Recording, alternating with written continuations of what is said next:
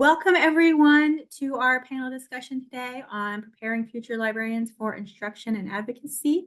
We are so excited to have you all here with us today. If you would like to access the slides, you can use that QR code on the screen, and I'll put a link here in the chat as well. So you should be able to use that materials link to access those slides. I'll share those again a couple times throughout the presentation, and everyone will also get a follow-up email that will have links to those. So in case you want to take a look at those. We won't be spending a lot of time with the slides because this is mostly going to be a discussion today, but just a little bit of guidance for everyone as we're going through. So my name is Jane Hammonds, and I am an associate professor in the Ohio State University Libraries. I am the teaching and learning engagement librarian. And so the origin of this panel discussion, back in April, I organized a discussion focused on celebrating 50 years of information literacy, since this is the 50th anniversary since the term was coined. And so we held that panel discussion in April. We got a lot of really great response. Folks were really interested, but we didn't have time to really dive deeply into a lot of topics that folks were really interested in. So I wanted to organize a series of follow-up discussions that allowed us to focus more specifically on some of the issues and questions that participants in that panel had. So today is one of those discussions that we wanted to set up, focusing on preparing future librarians for instruction and advocacy. So we're so excited that you are all here with us today. And I am so grateful for our panelists for being able to join us today. So I'll briefly introduce each of them. So we have Laura Saunders, who is a professor and associate dean of the School of Library and Information Sciences at Simmons University. Thank you, Laura. We have Miranda K. Hensley, who is associate professor and adjunct associate professor in the School of Information Sciences at the University of Illinois. Thank you, Miranda. We have Mira Skarnecchia, who is the Open Educational Resources Librarian at Columbus State Community College.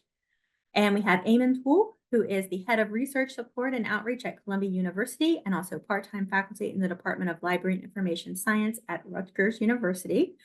So please, everyone, joining me in thanking our panelists for being here today. We're so grateful for them for taking time out of their very busy schedules to join us and share their experiences today. So in terms of participation guidelines, everyone should have access to the chat and the Q&A. So you can feel free to share comments that you would like to share in the chat. If you do have specific questions that you would like our panelists to answer, we recommend that you add those to the Q&A so that they don't get lost in the chat. But you can feel free to use the chat to share comments with your fellow participants as we are going forward. Please do make sure that you are muted. We have several options for participation in addition to the chat and the Q&A. We'll have a couple of polls. We'll have Padlet. Participation is definitely encouraged, but it is not required. And we are planning to have some time for Q&A. So please do go ahead and share those questions that you have in that Q&A feature, and hopefully we'll be able to get to some of those at the end. If you do have any questions or anything as we're going through, or anything doesn't seem to match up with what you were seeing on the screen or anything, please do go ahead and let us know in the chat, and we'll be sure to check those out. And I put again in the chat the link to the slides and the Padlet that we are going to be using.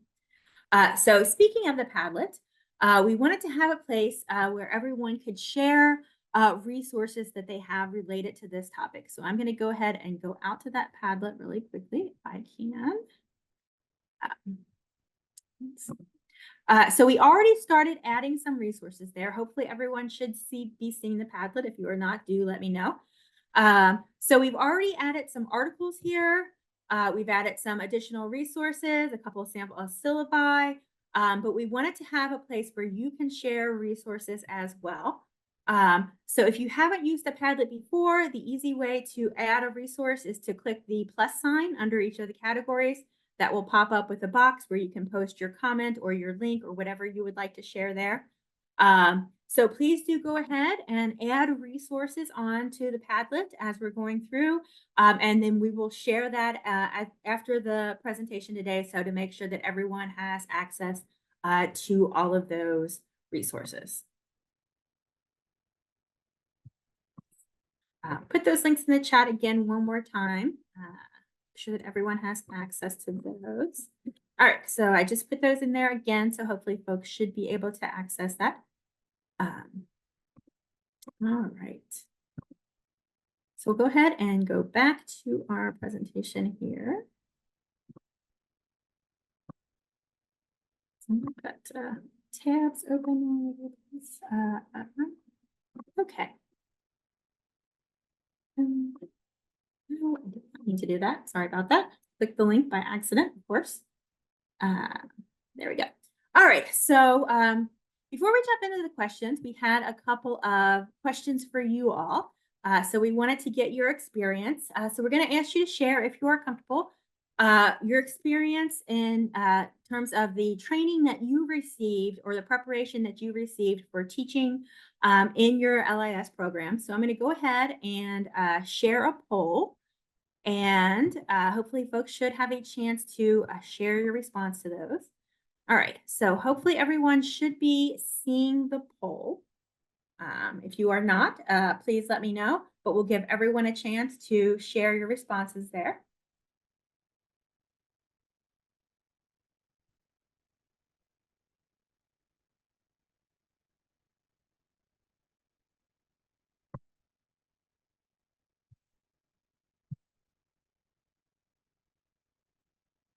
Right, so we've got about 75% participation. We'll give it just a few more seconds to let folks share your responses. And we'll go ahead and plan to close the poll in 5, 4, 3, 2, 1. All right, we will end the poll and share the results. All right, so taking a look at our results, our first question was, in my LIS program, I took one or more classes focused on teaching or information literacy. So we have about 54% that said that they did, about 41% who said that they did not, and about 5% who said that they are not sure. And then our second question is, my LIS program adequately prepared me to teach and advocate for information literacy. So we have a range of responses here. Our most prominent response is neutral. So that was about 34%. But we do have about 31% who said that they disagreed, and about 11% that they said that they strongly disagree. Whereas we only have about 7% who said that they strongly agree that the program did prepare them, and about 18% who agree that the program prepared them. So it does seem like, in general, responses on that question are leaning more toward the disagree or not really sure size there. All right, great. So I'll go ahead and stop sharing. All right, thank you all so much for sharing your responses there. All right. So we're going to jump in then to our questions, and open it up and let our panelists speak. So keeping those poll responses in mind, we wanted to give everyone a chance to talk about either their current approach or experience in preparing future librarians to teach, or their experience as a student learning to teach and advocate for information literacy. So the big questions here are basically, what is being done to prepare future librarians, and what are the challenges or gaps that we might be seeing. So Mira is a recent graduate, and so she has volunteered to get us started and sharing her experience as someone who I believe graduated in 2022, I believe correctly, of how her thoughts and experiences related to these issues. So I'll go ahead and pass it on to you, Mira. Definitely, yeah. So I did graduate from the Kent State program in 2022 and have since worked as a librarian at Columbus State Community College. I definitely feel like for that poll, I would be kind of leaning towards the disagree side as well, because while I felt like I got kind of a really strong theoretical background on information literacy and information literacy concepts, in library school, I don't feel that I really got a lot of practical experience or practical training to kind of prepare me for information literacy instruction. So I feel like a lot of that has been kind of on the job learning. This also might be in part because I didn't work in an ILS institution prior to assuming my current role. I was a paralegal, so that was another kind of aspect of unfamiliarity that I had. In terms of my coursework in my MLIS program, I didn't take any classes on teaching information literacy in particular. I did take an academic library focus class, which was aptly named the academic library, where we got some information about information literacy theory and the academic library's place on campus. But again, not so much in terms of kind of practical information literacy concepts or instruction. I feel like that would have been really useful, not only for my current role as a reference librarian, but also because in kind of any library setting, I feel like it would be really helpful to have some expertise and information on teaching information literacy concepts, even just like misinformation, disinformation, because no matter what kind of ILS profession I feel like you're in, that would be something that would be really helpful to be able to convey to patrons and kind of have that experience. So because I didn't have so much of that background in library school, I feel like I've really relied on more experienced professionals in my library role, both at my institution and in the field as a whole, for kind of guidance and best practices. I feel like I've gotten a lot from observing people at my institution in their instruction and learning a lot of strategies for working with students and also working in our specific institutional context. I also feel like I've really benefited from our strong professional organization in Ohio, ALAO. I was able to be a part of the mentor program that ALAO offers, and I feel like having an outside person from my institution to kind of talk to about information literacy instruction and some of the things that I was working on, especially in my first year as a professional librarian, was really helpful in kind of getting some strategies. And then there have been a lot of webinars and kind of opportunities for me to take supplemental courses and take advantage of other professional development opportunities, which I feel like has really helped me to kind of fill in some of those gaps as well. Thank you so much for sharing that perspective, Mira. So all our three other panelists all have experience teaching in LIS programs. So I would like to ask them to describe a little bit of their experience in terms of how they approach preparing their students for these teaching and advocacy roles, and thinking about any gaps that they might see in that instruction, considering those poll responses that we got and Mira's experience. So I think I'm going to pass it first to Miranda. Hi, everyone. I'm so glad to be here. And thanks, Jane, for organizing us. This is so great. So I definitely want to acknowledge one of the things that Mira said, which is having someone outside the institution to lean on. That's such a great idea. And I hope that other people will pick up on that and run with it, because that's such a good idea. But from my experience, I was going to speak about 3 different ways that I've been working with graduate students to help them learn how to teach and go into their first professional positions. So I teach an instruction course, and that instruction course I've been teaching for 7 or 8 years now. And I developed an advanced course to complement the beginner's course, where students were able to design lesson plans to teach as part of our open workshop series. And then they could do assessment and revise and reteach and then reflect, which that I think is one of the gaps that's missing, is that practical piece of teaching. And when I looked back at Eamon's and Laura's syllabi, it looks like all 3 of us struggle with the biggest problem, which is providing students with a realistic opportunity to teach. It's not that teaching to your peers, which is what 3 of us do, isn't important. It's just that it's not as realistic as having a bunch of students in the room that you don't know, or if you're working with faculty to collaborate or whatever. The second piece is I work in a unit where we have a lot of graduate students. Several of you here have graduated from Illinois. So you know that in our reference department, we have over 20 graduate students who teach in different programs. So they get to teach as part of a Comp 1 class and an ESL course. They also get to teach open workshops. And so they get this supplementary training from their supervisors and an opportunity to teach and reteach and do peer review in that environment. And then the third piece is that I have a team of graduate students that are assigned to me directly, where we've been developing opportunities for undergraduate students to learn about scholarly communication issues like copyright and data management and peer review. And so they've been developing lesson plans, and I teach with them, and then they get assessed, and then they redo the lesson plan. So those are the three areas that I have experiencing working with, and I'm really interested to hear from Laura and Eamon too. Wonderful. Thank you so much, Melinda. And I think we'll pass it over to Eamon next. Sure. Thank you. Yeah. No, those are, I mean, a lot of great ideas and practices have already been shared here, but I can definitely speak to the LIS class I teach at Rutgers University and a bit about my library.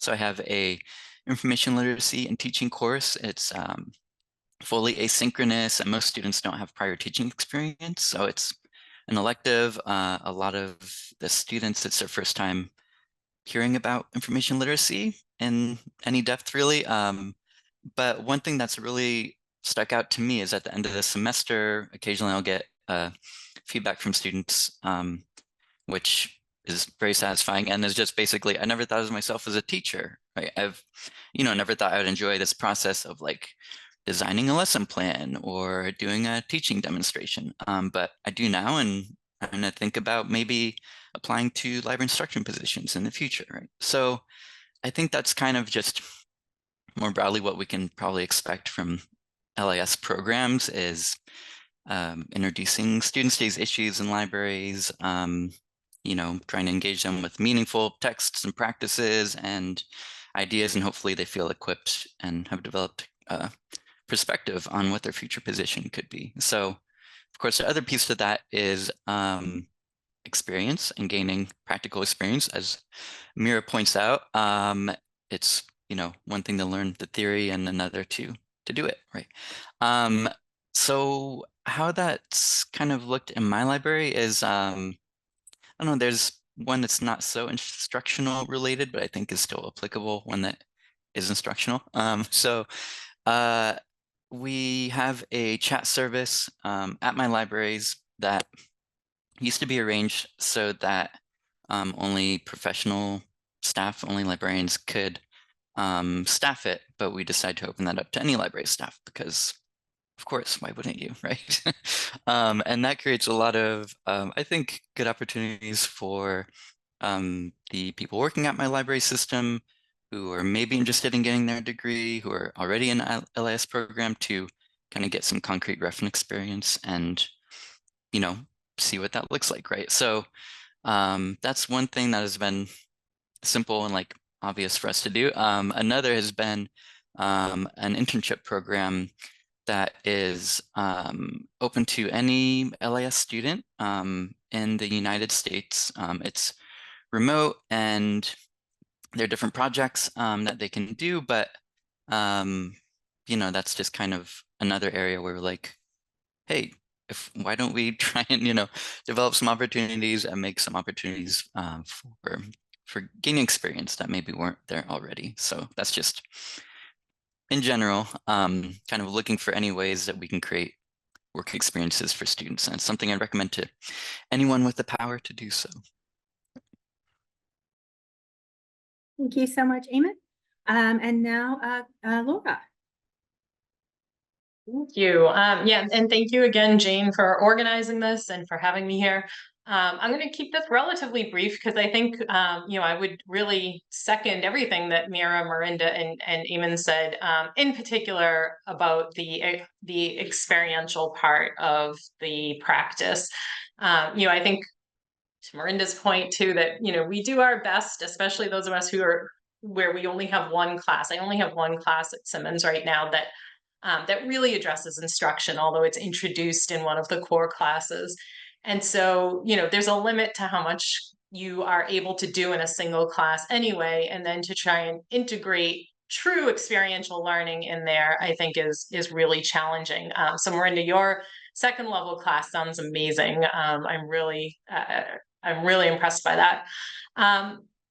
With all of that said, we do also, to Eamon's point, we do have an internship that is open to all of our students.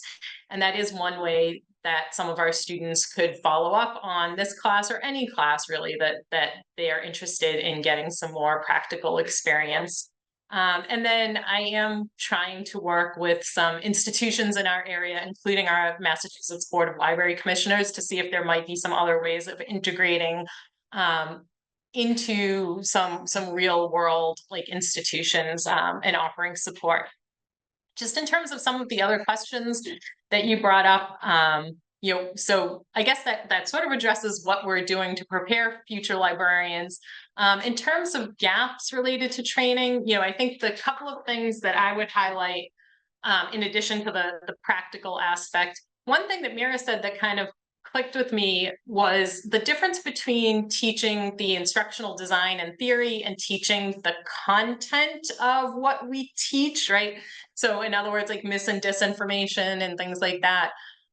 That's one area that I think is a little bit tricky because my course, I would say, is more user instruction than it is information literacy. We really spend like maybe 2 class sessions talking about information literacy. So my point just being that in the end, people have to develop the content of what they would teach in other classes. In this class, they're learning a little bit of learning theory and a little bit of instructional design. And I think that little bit is the other part of it. So I emphasize to my students all the time that most teachers have a master's degree that is entirely focused on education, and they're lucky to be getting one class that tries to do all of it, right?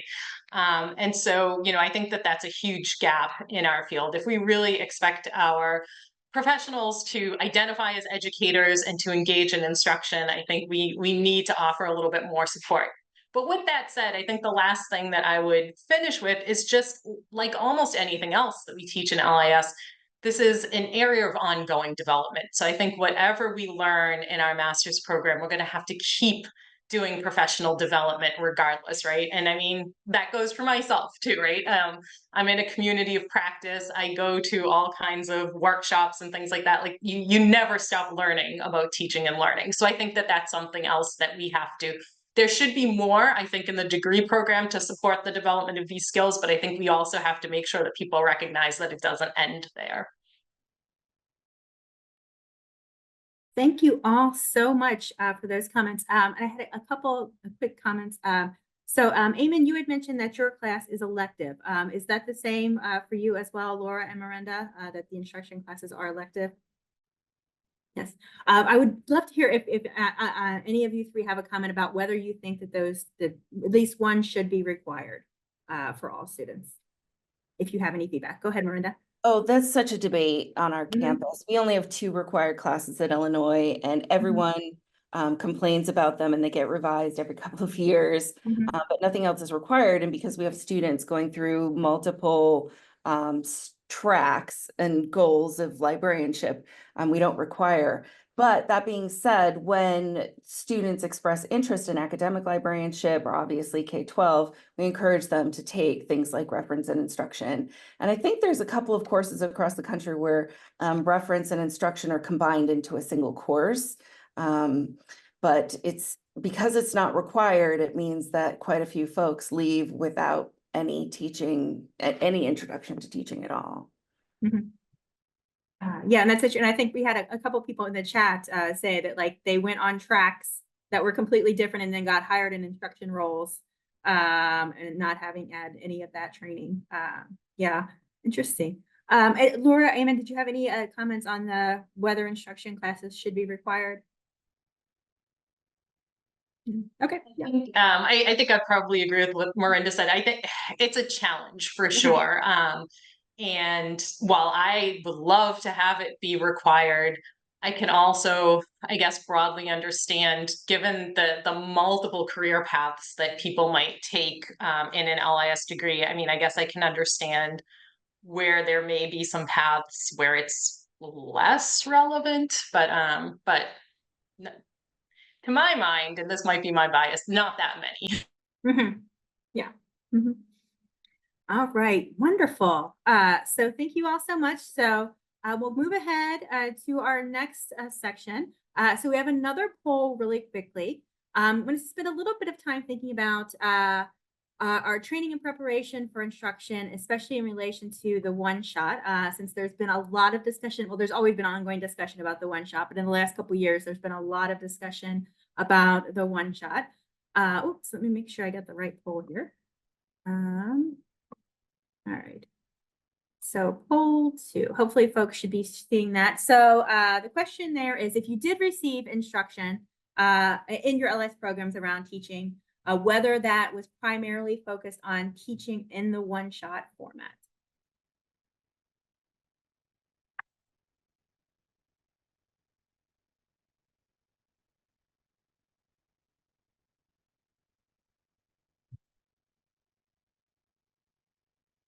So we'll give it a few more seconds to let folks respond. We'll go ahead and end the poll in 5, 4, 3, 2, 1. All right. So hopefully folks should be seeing those results. So it seems like we have more than half that either agree or strongly agree that the training that received was primarily focused on teaching information literacy in the one-shot format, with a few folks that disagree, about 14%, about 5% that strongly would disagree. Right, so thank you all for sharing your responses there.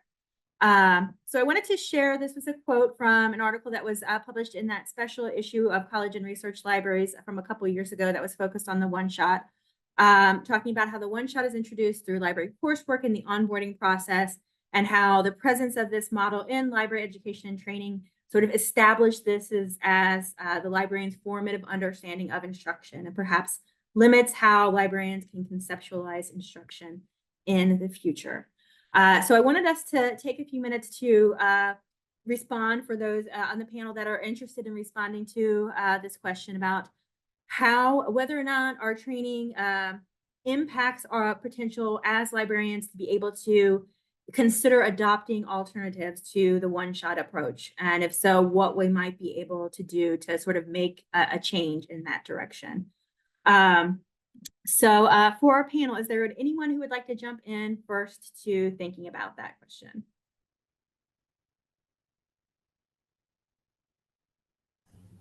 I can jump in. I think that this is also kind of related to what we were talking about for the last question, but I think that Miranda, Eamon, and Laura, your solutions for having more practical experience in your courses sound really interesting, and I really would like to hear more about those. But I just wanted to share the experience that we had at our library this past year, participating in the Ohio Link Luminaries program, which is a paid internship opportunity for undergraduate students to be kind of exposed to the field of librarianship. I think the paid aspect of this is so important. And I think even for graduate students, definitely something that should be highlighted, because I think having the ability to really have a paid opportunity to participate in different rotations in different parts of a library and also see other libraries is really, really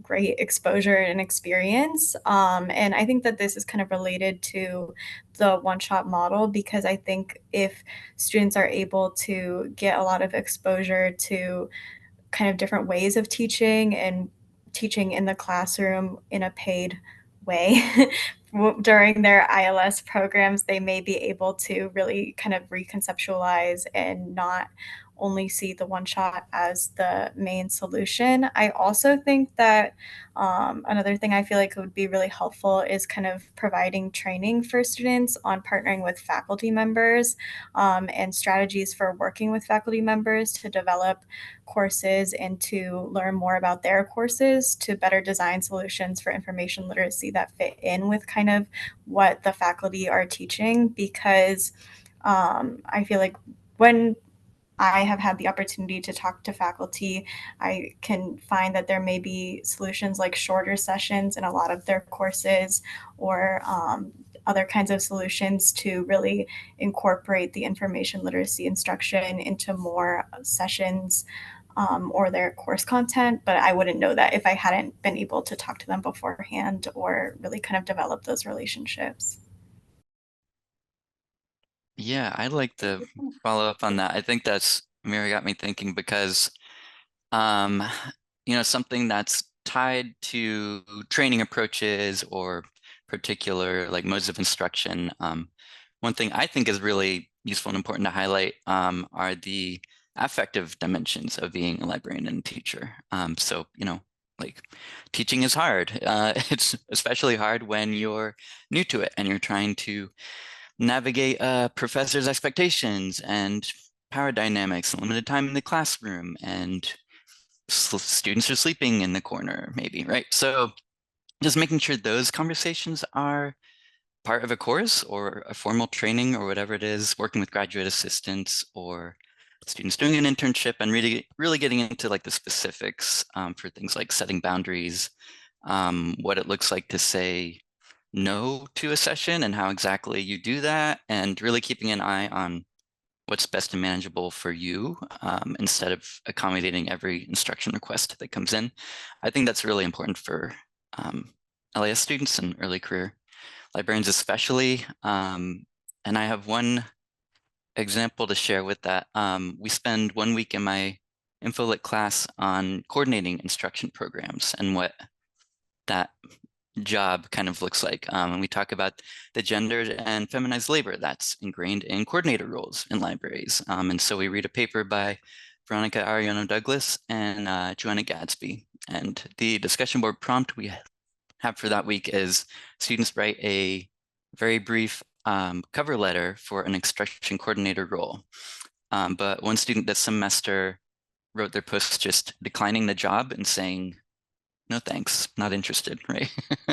And citing the reasons that we read about in class. So when things like that happen, I know kind of these critical perspectives are being heard and students are getting a sense of like what the reality may entail for a one-shot or otherwise. I would jump in as well. I think, first of all, I would say absolutely. I think I tailor my course on instruction to address the one-shot session quite a bit.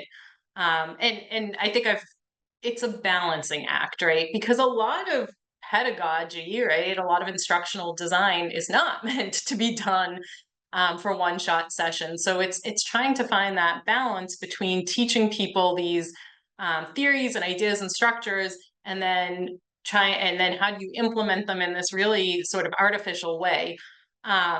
And I think the challenge is teaching to what I know people are going to experience when they get out in the field, so the sort of reality of the field versus the sort of ideal of how would we like this to be. So I think that the advocacy part that Eamon was talking about is also really important.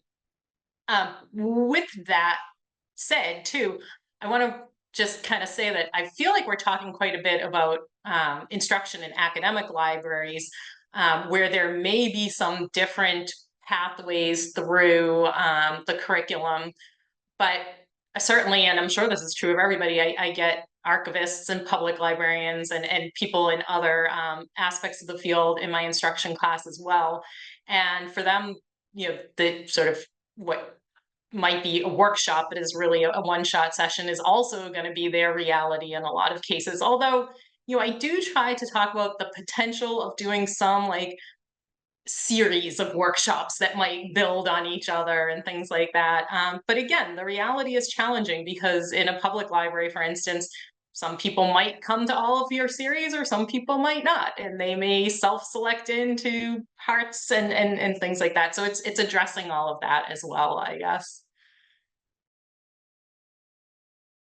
Yeah, everyone said great things, and I just want to build on that a little bit, that in teaching an instruction course, for those who don't have a graduate assistantship or aren't doing a practicum in teaching, it is true that it's hard to mimic real teaching and collaborating with faculty. And so for me, that's one of the biggest gaps to get us out of that one shot.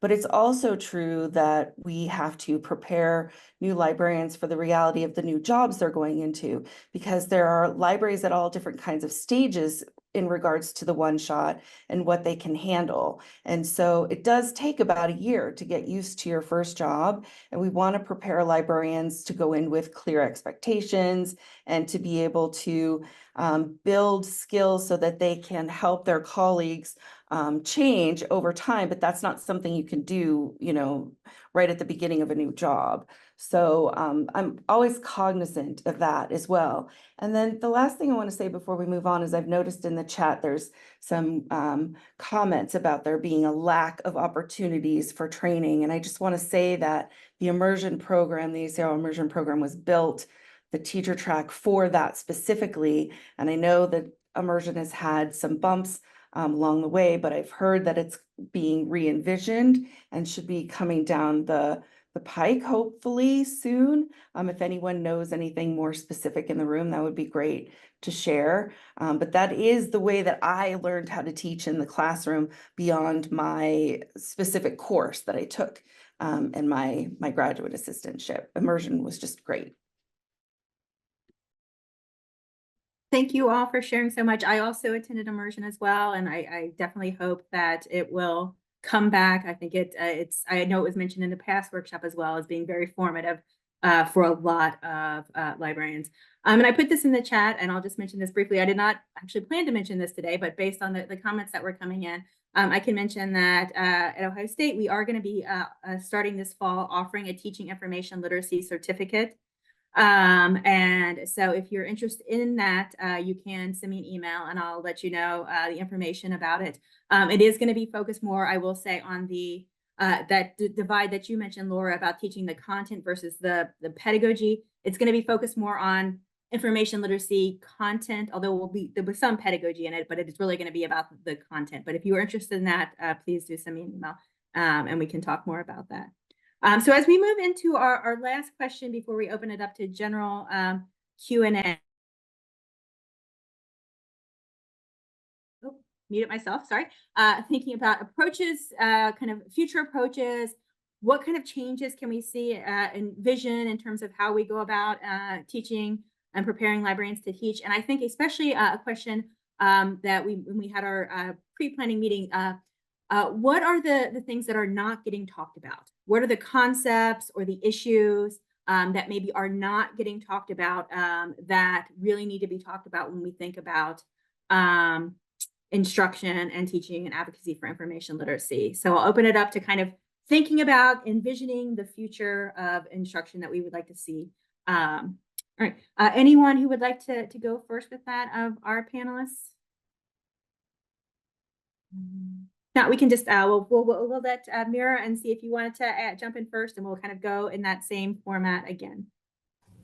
Sure, I'd be happy to. And for this one, I really kind of want to touch on what Laura said for the first question about how learning a lot of these concepts for information literacy is kind of a lifelong process. And so being part of communities of practice and having the opportunities to attend professional development to learn more about kind of the emerging issues in the field is really important, which I definitely agree with. I think that's been the main way so far that I've gotten up to date on a lot of these things. I think that even though in library school, it might be helpful to teach new librarians strategies for joining communities of practice, finding maybe individuals that they can learn from, kind of seeking out these information sources themselves to learn more about some of these emerging issues, because I know that there are things like critical information literacy and AI and teaching information literacy for technology that I was not super aware of, that I now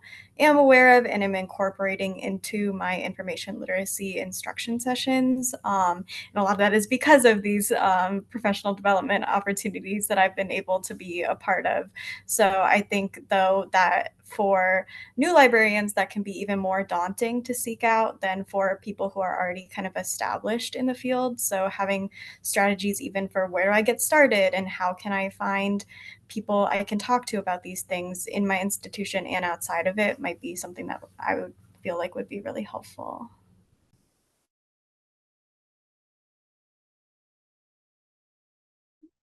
So, Eamon, Laura, Marindy, do you have additional Yeah. comments?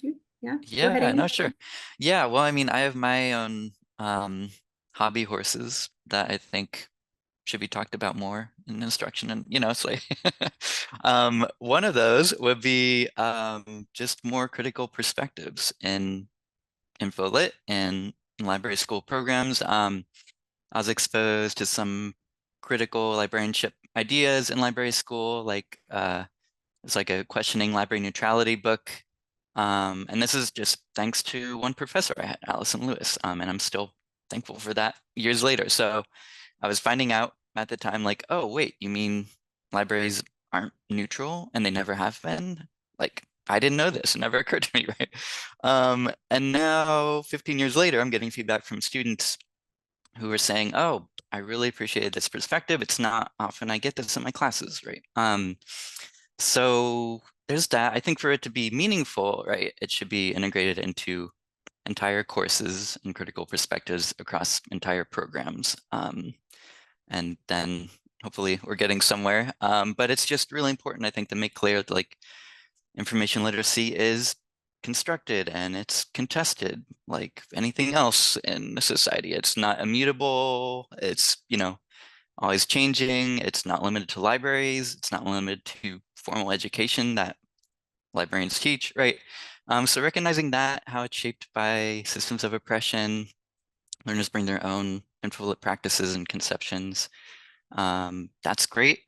Secondly, just kind of putting the labor of information literacy front and center. And it's really important just to understand IL more fully, and really advocate for infolit and teaching in libraries, because that requires understanding library working conditions. And I found that discussing labor really resonates with students who are, oftentimes staffing CERT desks or processing books and doing this infrastructural work of libraries that keeps them running, and they know that their labor is undercompensated and underrecognized. So, it just means discussing and focusing on these realities of library work in public and school libraries, right? It's unfortunately an important skill nowadays to know how to navigate a book ban or a book challenge, or like a takeover of your library board by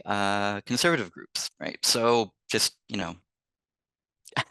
acknowledging and hopefully providing some actual advice and guidance on matters like that, and focusing on librarianship and teaching as work and as a job, I think will help guard against vocational awe and those sorts of things that may not have been addressed. I want to underline everything that Eamon and Mira said already, and I'm just going to go in a little bit of a different direction of what I've been thinking about recently, which is the evolving definition of information literacy and what it means and how that interacts with other literacies. And I came across this article I'm going to stick in the chat. It was written in the 70s, and it talks about information literacy within the context of the other ideas that we have had around what we came up with in the framework. So tool literacy and resource literacy and sociocultural literacy and research literacy. And with the framework being up for possible revision in the coming year, I think it's important for us to figure out how we want to continue to advocate for information literacy on our campuses.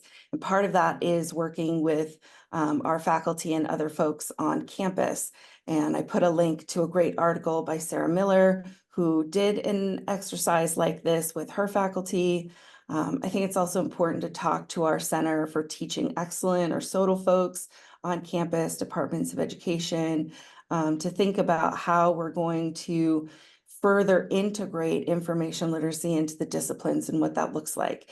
Because I don't see us ever digging out of the one shot until we can be integrated. And the last thing I'll say is I've just been thinking a lot about librarian as instructional designer, because we just don't have the labor to do embedded librarianship in every discipline across our campuses. And so there has to be better ways to do that if we truly want to get away from the one shot. And just like as a PS, there's a place for the one shot and bibliographic instruction, if we're being honest. It's just that we know that when it's integrated, students respond so much better. So, thanks, and I'll pass it to Laura. I just also want to second everything that you all have said, and just given the time, and I know there's a bunch of questions in the Q&A, I don't think I would add anything additional at this point.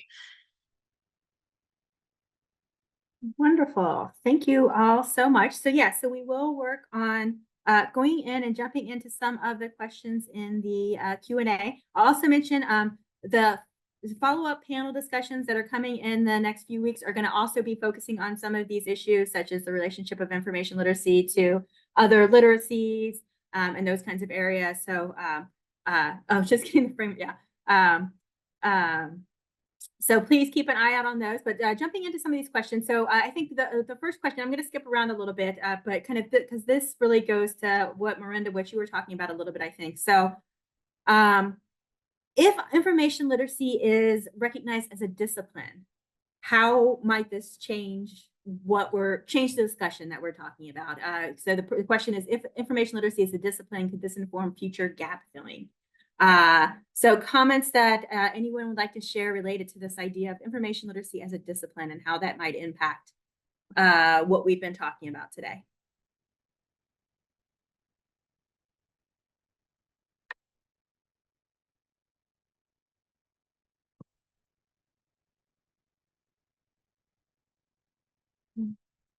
I mean, I'm sorry, I definitely don't have an answer, but I have another question, which is, you know, I would wonder how information literacy as a discipline would create, you know, material differences for a library or LAS program.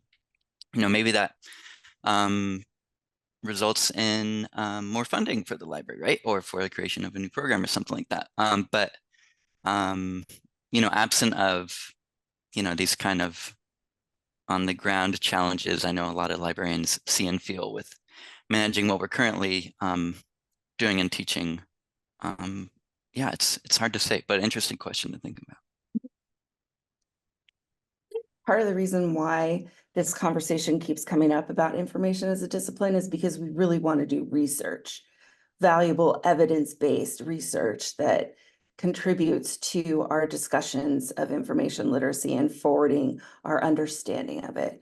I don't know if I really think information literacy is its own discipline, because I see it as interdisciplinary, that it works within all disciplines. So separating it out, I don't know. I'm still thinking about it myself, but encouraging us to do research in that area is really important. And I was having a conversation with John in the chat about how the framework is really complicated. And I just want to remind everyone that those knowledge practices, those dispositions that are written in the framework, those are just examples.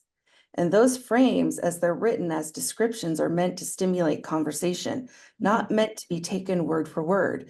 I can tell you that when we wrote those frames, that we revised them 100 times and every version was great. So, you know, the overall idea of what you're getting in scholarship as a conversation, you can turn that into anything that you want it to be. You don't have to check off those knowledge practices. That's not the purpose of the framework. But I think we'll see some really interesting suggestions come forward for revision, because there's been a lot of work in this area. And if you're looking for examples, don't forget about the ACRL sandbox, because there's some great lesson plans in there. Thank you, Miranda. Laura, anything to add, Mira? I was just kind of leaning the same way I think as Miranda was in terms of the idea of IL as a discipline. I think in some ways conceptualizing it that way could be helpful, both as Eamon said, maybe for getting resources, or as Miranda said, for giving us a pathway to the research. But I have always thought of it as more an interdisciplinary concept. Although in some ways that's challenging because I feel like we end up talking about it only within LIS, not only within LIS, but it's been hard to reach across the other disciplines. And so I don't know if treating it as a discipline would improve or worsen that, I guess. So taking a look at questions. So we have a question. So is reference actually instruction? Is IL instruction bounded by space or inquiry? I could definitely speak on this. I think that reference could definitely be classified as instruction because of kind of the nature of working with an individual to kind of not only get them to the information that they're looking for, but instruct them how to find that information, which I think is really key to the reference piece so that then they will be able to re-access it and continue to find similar information as well. And I think that this is a way that kind of instruction ties into so many types of librarianship, not just ones that are going to be in a classroom, because I think that working with patrons really does require a level of being able to teach someone how to find what they're looking for. So I think that we tend to use the word reference as shorthand for a couple of different things, right? And so if we go like all the way back to like Samuel Sweat Green, there's three aspects to reference, right? Which is the question answering service, instruction, and then outreach. And I think all three of those things constitute reference. But I think we end up using the word reference often to just describe the question answering service. And I think often, ideally, we would integrate instruction into our question answering, although I think it depends too on where we find ourselves. So I don't know if this gets to the place and inquiry question, but I often tell my students, if you're in a corporate library, for instance, you're probably not going to tell someone who asks you a question like, come down to my office, let me show you how to do that, right? I mean, potentially in some cases, yes, right? But I think you're much more likely to frame your reference question answering service as instruction in an academic setting. So I guess my answer is yes. I think instruction is part of the broad reference umbrella, but there are some sort of distinct areas that work together. Other comments, Miranda, Eamon? Or we can open it up to a different question as well. I just linked to one of my favorite articles by Elmborg, Teaching at the Desk. If you haven't read it, I think you'll find it a good read. Elmborg always writes beautifully. Yeah, agreed. And I think we have a lot to benefit from in terms of thinking of a lot of library activities in terms of teaching, thinking about them more expansively. Like someone comes up to a circulation desk. Is that a teaching opportunity or interaction? Yeah, quite possibly, right? So yeah, and I agree. That's was a very helpful framing article for me from Elmberg. Wonderful. So another question that we have here, I would like to hear what anyone on the panel has to say about AI or about trauma-informed pedagogy and how they may impact information literacy instruction. I have nothing to say about AI. I struggle with it so much. I'm still really thinking about it, but I do want to talk about trauma-based teaching, and that's something that I've been looking into and trying to figure out how I could work into my syllabus. We already do some work around microaggressions and identity, and Bobby Harrow wrote a great article about how you see yourself in the world and how that your identity impacts other people. And so we do an exercise around that in order to get us closer to an authentic teaching identity. But yeah, I'm really interested to see what other people have to say about AI, because I have that question too.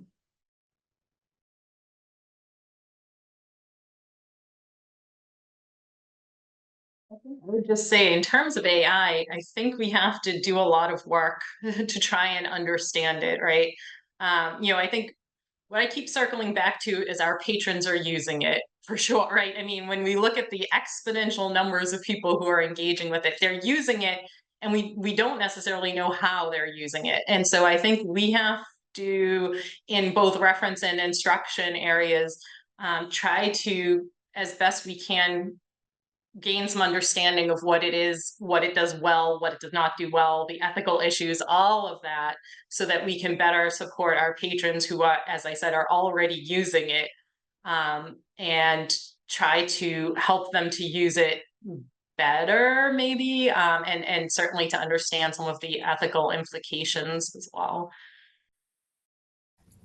I just wanted to share that one resource that I'm finding really useful to learn more about AI are different Substacks, especially Ethan Mollick's Substack, one useful thing.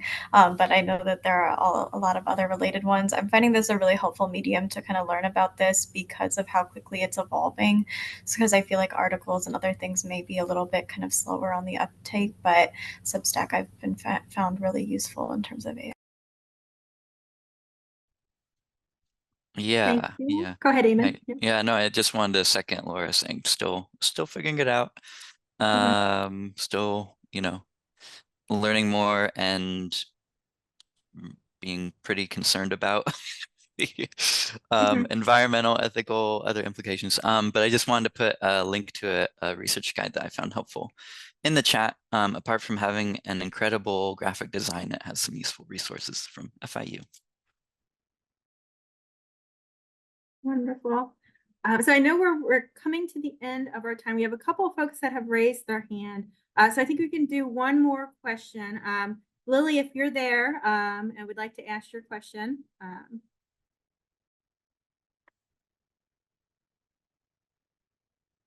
If Lily is not able, we had Ruth next. Would you like to ask your question, Ruth? Oh, no, that's okay. Accidental hand raise. All right, so I think if we wanted to kind of round it out with one last question, look real quickly. Any strategies that you can recommend for approaching Center for Teaching and Learning for collaborations?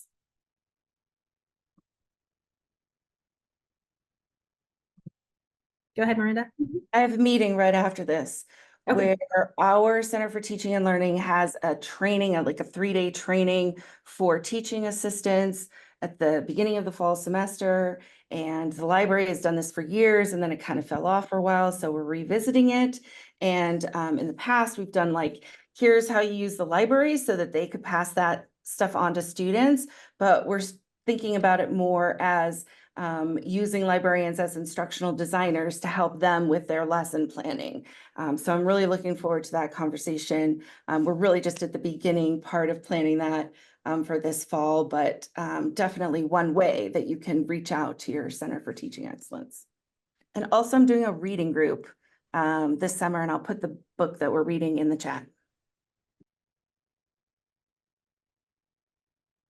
I can mention really quickly as well, and Laura and Eamon and Mira, you can respond as well. I'll mention that at my university, the Center for Teaching and Learning has a affiliate program where anyone across the campus who supports teaching and learning can apply for affiliate status.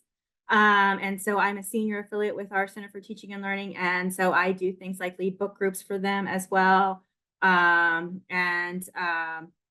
And so if they have any sort of program like that, or interested in that kind of program, please feel free to, I think that could be a great way as well. So I know we're at the end of time, so unfortunately we're not going to be able to get to all of our questions that we had. Please, everyone, join me in giving a wonderful thanks to our panelists today. for being here and having such a great discussion. We really appreciate you all taking the time to join us today. So thank you all so much. So thank you all again, and have a wonderful, wonderful day, everyone.